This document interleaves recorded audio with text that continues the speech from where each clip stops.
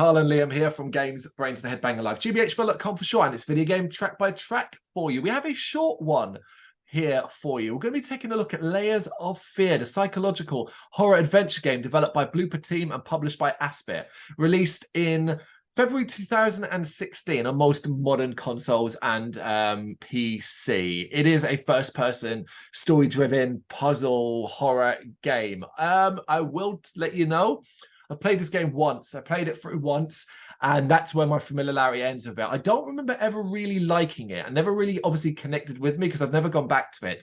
I think I've still got it on my Xbox One, and I've been meaning to go back and like complete it, but I just never get the urge to.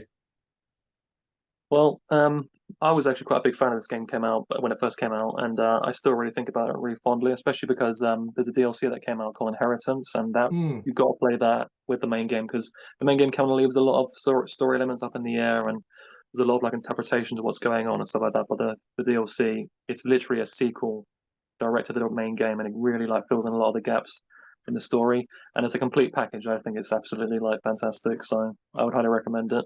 But yeah, have a lot of nostalgia for this game, even though it's not that old. Because when it first came out, there just really wasn't a lot of games like this on Xbox, on console. These were like PC type games. Yeah. So, and I remember saying at the time when I reviewed it for the site, this genuinely was one of the kind of games I always kind of dreamed of playing, this type of game with like modern graphics and that sort of stuff. Because before then, horror games were like just, more, the sort of like survival horror stuff like Resident Evil and third person stuff. We never really got these first person like I think around this time we only got like Outlast and stuff like that on Xbox for the first time. So it was when that kind of stuff first started happening, and it was kind of like a dream come true for me a little bit to explore like, this haunted house. And I thought it just nailed like a lot of elements really well. People complained about certain aspects of it, like some jump scares and stuff like that, but I thought it did that quite well personally. A lot of tension building towards those moments, but it's definitely seemed like quite a divisive game at the time. Fascinating, because obviously these games are 10 a penny now, and you can't move for the amount of styles and these and so on. And even from the bigger boys in the world as well, the likes of obviously Resident Evil 7 being first person and stuff like that.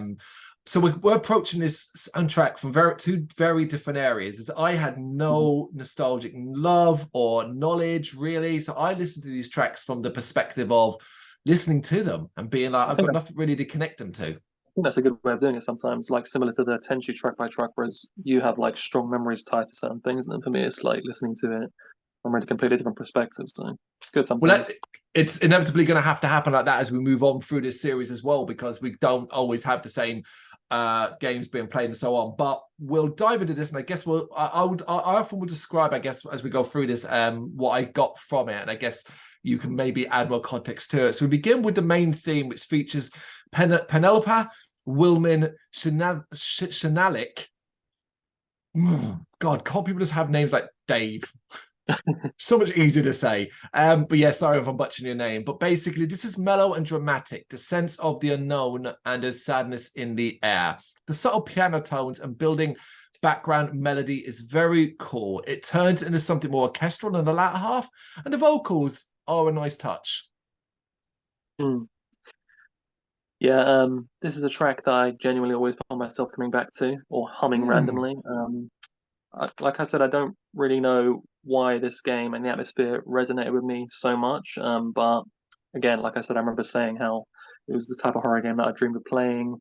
I never played anything like it up to this point, and I just find this to be an incredibly calming piece of music, and it's even soothing to me. Sometimes genuinely, even if I'm feeling like stressed, I might listen to this song, and it just has that kind of effect on me. The heavy piano notes and the violins, just everything. I think it's really beautiful. Oh, okay, amazing. Well, I mean, it's weird because we get main theme but piano version, and this is piano only. And I think this is much more ambient and haunting. I think this one is actually scarier because I think it's more subtle. I can imagine raindrops on a window here.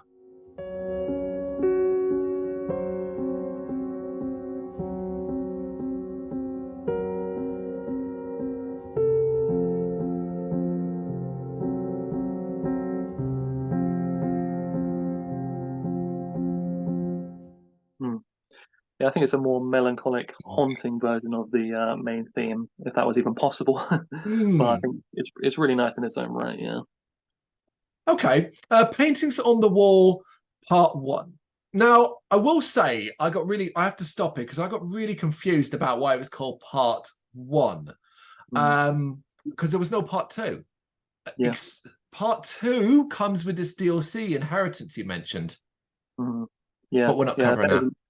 That was a little bit confusing, but no, we didn't go into that. But yeah, I think the people that made this soundtrack got making piano notes sounding foreboding down to a fine art. I really like how simplistic it is and yet mysterious and filled with atmosphere and meaning. Yeah, I think That's there's a dark hue to this one. A threat that doesn't seem real, but coming into focus by layers of melody and dangerous ambience. It mixes moments of playfulness here and there with an overall sense of gloom. This track, but the soundtrack overall has this gloom to it. mm-hmm. Which is very appropriate when you understand the context of the whole story and everything. Yeah, especially this next track. Well, Mm, yeah, memories from the child's room. It's extremely unsettling. The continued subtle tones takes on a more childlike feel here. This makes this piece of music a little bit more uncomfortable. I can feel the weight of potential horror bearing down upon me.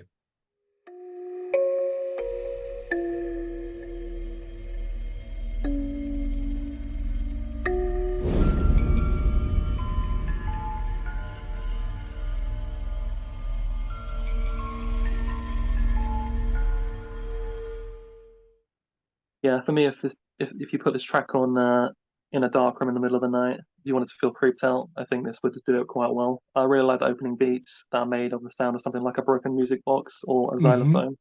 Again, while certainly a creepy piece of music, when you understand the context of what some of these tracks mean, it makes them almost just as sad as they are creepy. Yeah, I think it's a sadness. It's a thick sadness in the air with this whole thing. Hmm. The Office Part One, and again, Part Two appears in Inheritance. So this is Part One, and there's no fucking around here. This is just a worrisome and chilling piece of music, and it feels like it's not. And I don't remember the location, but to me, it feels like it's not a nice place to be. Mm. Yeah, there's further subtlety and further spooky vibes to this one. Don't really have much else to say on it other than that. Yeah. Shapeless Dreams, depressive and delightful in equal measures. The piano melody is really good here. It's a bit off kilter, so as to keep you off balance, but extremely haunting.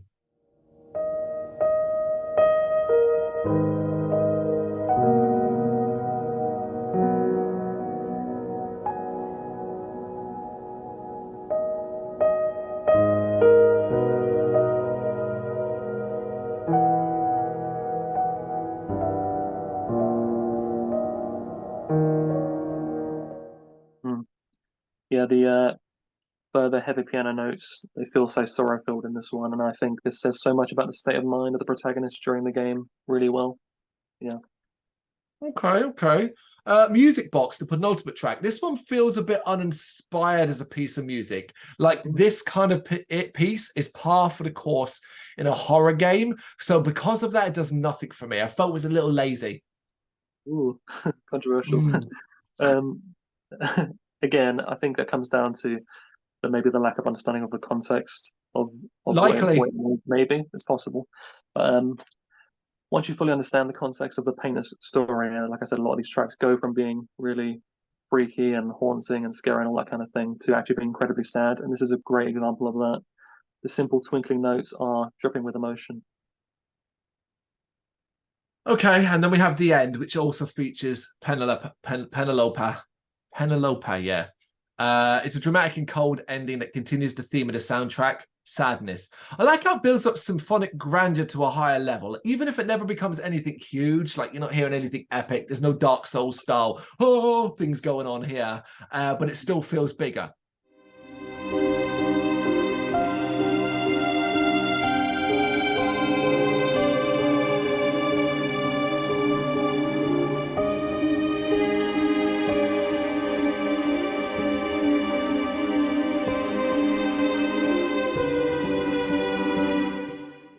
Yeah, I thought this just combined a lot of the elements of the other tracks into one. So naturally, it excelled due to this. I adore the violin use for the main theme of the game. It was a brilliantly reflective track, which is what all credits music should aim for. I agree with you on that. Yeah, absolutely. Yeah, this is, like I said, it's a non-contextual for me. So I'm going into it, listening to it from a perspective of, okay, well, what can I get from it? What do I feel? And I came away with strong sense of sadness, strong sense of gloom, strong sense that this is based around mental health more than anything else, rather than it being, say, an outright sinister sci-fi experience like that. And I think most of the tracks portray that strongly. I feel like it comes through. It's only really the likes of Music Box and even the little touches of Memories from the Child's Room that I think lean into that more like, oh, here's something spooky and is it real or isn't it real kind of thing.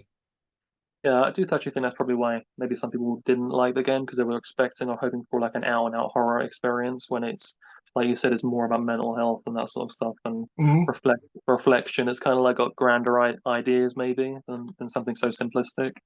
Which is way more bloody interesting, let me tell you now. I agree, definitely.